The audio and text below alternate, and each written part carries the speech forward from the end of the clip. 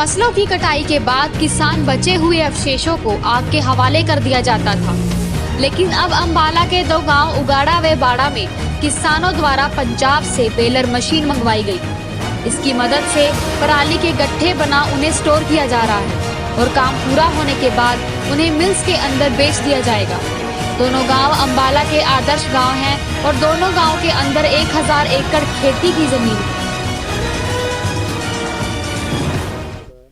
इस मशीनरी से जी बहुत फ़ायदा है। इससे एक तो प्रदूषण की भी समस्या हल होगी जी, प्रदूषण नहीं फैलने का। और इससे ज़मींदार को भी फ़ायदा जी, जैसे पहले खेत नहीं बह सका थे, ये आराम से खेती बाड़ी बह सका जी। तो अगली फसल आसानी से बीजी? हाँ, अगली फसल आसानी से बीजी जाएगी जी। कमाई का साधन भी बन गया? हाँ जी, कमाई का साधन भी बन गया है। तो पहले डर रहता था कि हाँ जी, तो पहले जलाएँ तो कार्रवाई का वो भी डर रहा था जी। ये ठीक है जी, है चाहे तप्पड़ में बीजना चाहे बागे बीज लो, जिस तरह मर्जी बीज लो जी। मेहनत भी कम करनी पड़ी? हाँ जी, मेहनत भी कम, पहले भाई कई बार देनी पड़ती जी। ये भी ठीक है जी, अपना चाहे मशीन ड्रिल मशीन चल रही जी, तप्पड़ में भी बो सका जी इसको, चाहे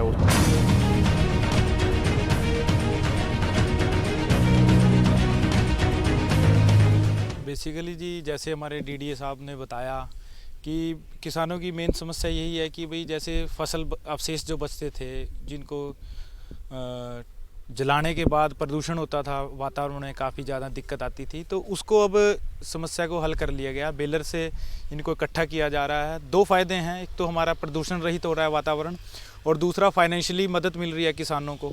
अब इसको कबाड़े का कोई इस्तेमाल नहीं किया जा सकता था, अब इसको फाइनेंशियली हमें बेनिफिट मिलेगा। इकट्ठा कर रहे हैं एक जगह पे, और जहाँ पे बिजली बनाई जा रही है नारायणगढ़ शुगर मिल में, वहाँ पर इसको पहुँचा के जितने इसकी खर्चा आएगा वो निकाल के बाकी सब किसानों में बांट दिया जाएगा।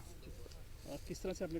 सर लास्ट ईयर ना काफ़ी हमें समस्याओं का सामना करना पड़ा। लोग आग लगाते थे, हम उन्हें समझाते थे, ग्राम सभाएं की, किसान ग्राम सभाएं की, डीसी साहब से मिले, हमारे डीडीए साहब से मिले। तो लास्ट ईयर डीडीए साहब ने हमें वादा किया था कि भी नेक्स्ट ईयर हम कुछ ना कुछ ऐसा प्लान करेंगे कि किसानों की मजबूरी जो है आग लगाने की, उसको दूर किया जाएगा। तो पिछले 4-5 महीने से हम इस कॉन्ट्रैक्ट के लिए लगे हुए थे। तो डीडीए साहब ने बात करके एक अपना वेबर रिन्यूएबल एनर्जी करके एक कंपनी है, उससे टाइप किया है, जिन्होंने 2 गांव के साथ हमारा टाइप किया हुआ है, जो कि हमारे पूरे 2 गांव की 1000 एकड़ के आसपास की पराली बनाएंगे और यहीं से उनको लेके जाना। सारा काम उन्हीं का है।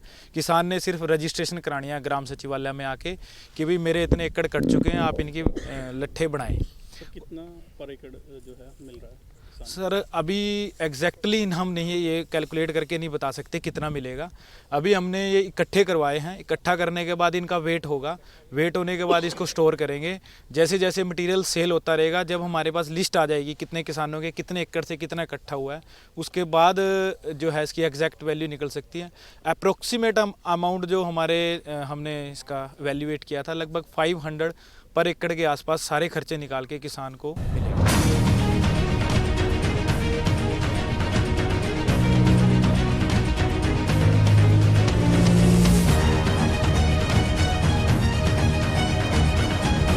पुराने समय से ये कहा जाता था कि किसान 2 चीज़ों के अलावा सभी चीज़ें अपने लेवल पर पैदा कर सकता है। वो 2 चीज़ें थी, नमक और लोहा। नमक और लोहे के अलावा ये कहा जाता था कि किसान अपने खेत से अपनी ज़रूरत का सब सामान उपजा लेता है। आने वाले समय में जैसे हरित क्रांति आई, समय के साथ साथ किसान की ज़रूरतें बढ़ी, खेती की ज़रूरतें बढ़ी, उसे बहुत से साधनों पर निर्भर रहना पड़ा। इससे किसान के खर्चों में बहुत वृद्धि हुई। खर्चों में बढ़ोतरी होने के साथ साथ ये जो पराली जलाने की सामाजिक बुराई मैं कहूँगा, ये भी खेती किसानी में घर कर गई। अब सरकार द्वारा भरसक प्रयत्न किए जा रहे हैं कि किस तरह से पराली जलाने की सामाजिक बुराई से निजात मिले। तो आप यहाँ आज देख सकते हैं कि कैसे बेलर के माध्यम से किसान अपनी पराली को अपने आय के साधन के रूप में विकसित करने जा रहे हैं। और इस बात में कोई शक नहीं है कि जो प्रधानमंत्री जी ने किसानों की आय दोगुनी करने का सपना देखा है, वो कहीं ना कहीं इन्हीं साधनों को आय के रूप में परिवर्तित करने पर ये साकार सिद्ध होगा। सर आपने भी प्रपोजल दिया था गवर्नमेंट को, उसमें किस तरह से काम कर रहे हैं?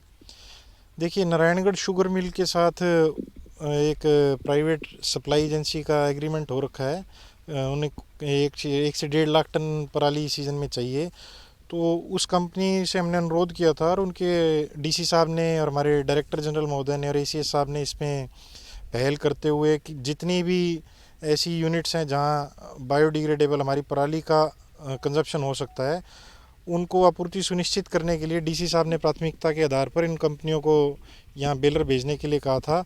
और आसपास के गांव में आप देखेंगे कि आने वाले समय में ये आय के साधन के रूप में विकसित होने जाएंगे।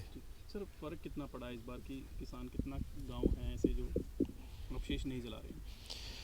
आज की तारीख में गांव उगाड़ा और बाड़ा में ये बेलर चल रहे हैं। आसपास के गांव दुराड़ी, ठरवा, माजरी, यहाँ से भी किसानों के अनुरोध आ चुके हैं।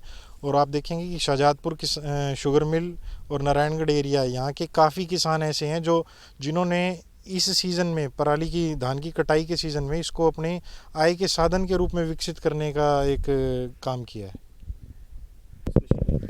एक्चुअली सर इस मशीन से बहुत फ़ायदा है। पहले तो इसको हम बहा ही नहीं कर सकते, ना अपनी फसल बीज सकते थे, लेकिन अब ये इसको मशीनरी के द्वारा सारा कलेक्ट कर लेते हैं और इजीली इसको हम अगली फसल बीज सकते हैं। और दूसरा ये हमारे अर्निंग का भी साधन बन चुका है इससे। और जो ये बचा हुआ है इसको डिकम्पोज होके ये नेक्स्ट फसल में फर्टिलाइज़र का काम करेगा सर। ये बहुत ज़्यादा बेनिफिशियल है हमारे लिए। चलाते थे तो कितना नुकसान होता है? सर इसके हमारे जो लैंड है उस पर भी इफेक्ट पड़ता था, एयर पोल्यूशन भी होता था, बैक्टीरिया भी हमारी जो ज़मीन के थे वो भी इससे डिस्ट्रॉय होते थे। लेकिन अब ऐसा कुछ नहीं है, बिल्कुल इकोसिस्टम इको फ्रेंडली बन गया रहेगा। पहले डर भी रहता था कि कार्रवाई होगी। हाँ सर, वो तो है ही है। इसमें हमारा कानूनी कार्रवाई भी हो सकती थी, फाइन भी लगता था, जेल का भी ऑप्शन था इसमें, पर अब ऐसा कुछ नहीं, अब बिल्कुल सेफ़ है सर। और किसानों से भी अपील करेंगे? सर सभी रेडी हैं बिल्कुल, बल्कि वेट कर रहे हैं सब। मैं खुद वेट कर रहा हूँ 3 दिन से इसका। अब मेरी आज शायद टर्न आएगी, उसके बाद मैं अपना नेक्स्ट सीज़न का लिए रेडी करूँगा अपनी लैंड।